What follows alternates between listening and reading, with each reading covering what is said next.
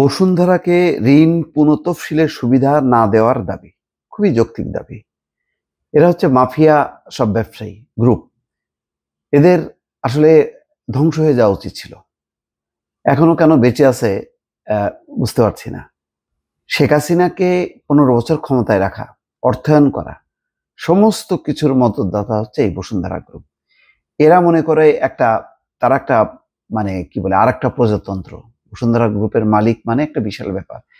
তাদের জন্য জেল জুলুম কখনো তাদেরকে নেওয়া সম্ভব হয়নি, 111-এর সময়ও নেওয়া যায়নি।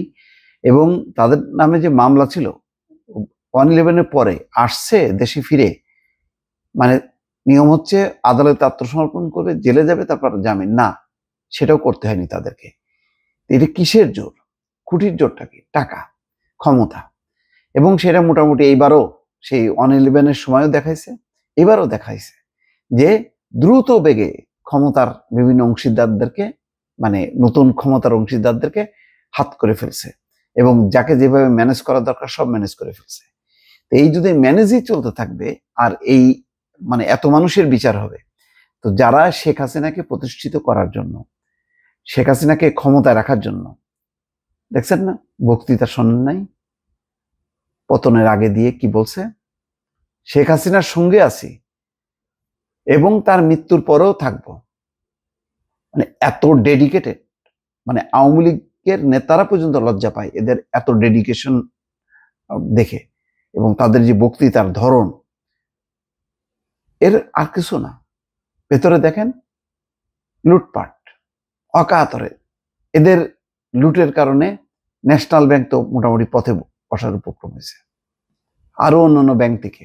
তারপরে যা খুশি তাই, এই মুনিয়াকে মারে, তারপরে ওই এর আগে বিএনপির সময়ও এক ইঞ্জিনিয়ারকে মেরে ফেললো, এদের বিচার হয় না। তো আজকে এদের বিরুদ্ধে বাংলাদেশ ব্যাংক প্রধান কার্যালয়ের সামনে ঝটিকা প্রতিবাদ মিছিল করেছে নারীদের প্ল্যাটফর্ম জাস্টিস ফর মুনিয়া। এই কর্মসূচি থেকে মুনিয়া ধর্ষণ এবং হত্যা মামলার পুনঃতদন্তের দাবিও জানানো হয়। শুক্রবার সকাল 7টার দিকে 9 জন নারী একটি ব্যানার হাতে ঝটিকা প্রতিবাদ করেন।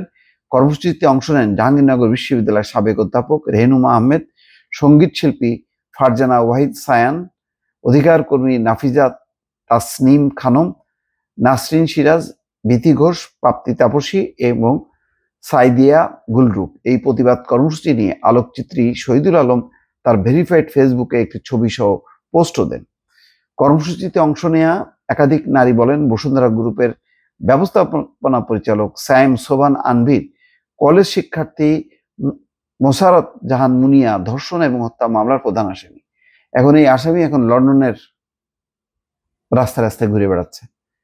দেখা যায় রাস্তায় রাস্তায় ঘোরা মানে মানে খুব কষ্টে আছে তা না, এরা আখের গুছায় নিছে। এদের দুবাইতে সাম্রাজ্য আছে, আমেরিকায় সাম্রাজ্য আছে, তারপরে লন্ডনের সাম্রাজ্য আছে, এদের সমস্যা না। আবার সুযোগ পাইলে ওই যে পুনঃতফসিল করবে তাদের ঋণগুলো এবং এই দখল বাণিজ্য চালাবে।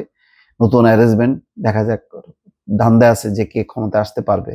আবার শোনা যায় ছাত্রদের নতুন দলকেও নাকি অর্থায়ন করে।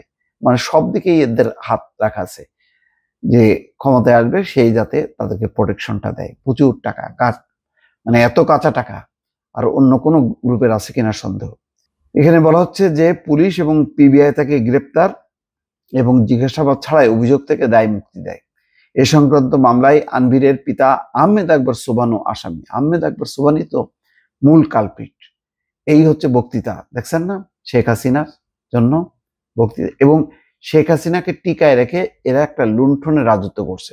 তো সুতরাং এই মাফিয়া ব্যবসায়ীদেরকে দরকার নেই, পেশাদার ব্যবসায়ী। এই যে যেমন সৈয়দ মঞ্জুর এলাহি মারা গেলেন, অ্যাপেক্স গ্রুপের পেশাদার ব্যবসায়ী। এইসব ব্যবসায়ী যারা রাজনীতির বাইরে আছে, এসব ব্যবসায়ীকে পৃষ্ঠপোষকতা দেওয়া উচিত।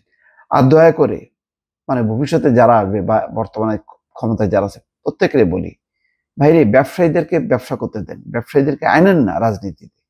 শেখ হাসিনা অনেকগুলো শিক্ষা দিয়ে গেছে। শিল্পী, সাহিত্যিক, সাংবাদিক, ব্যবসায়ী, এসব পেশাজীবীদেরকে যে আনা উচিত না রাজনীতিতে, এটা কিন্তু শেখ হাসিনা প্রমাণ করে দিছে, পুলিশ প্রশাসন সবগুলোকে।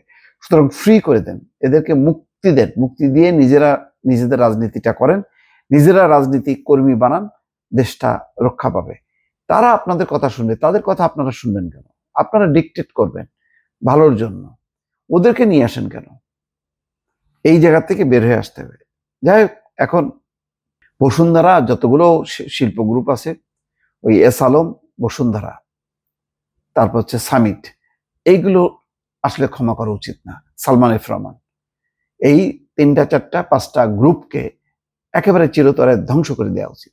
এগুলির মানে বাঁচা রাখা মানে অভিশাপ একটা। দর্শক ভালো থাকবেন, আল্লাহ হাফেজ।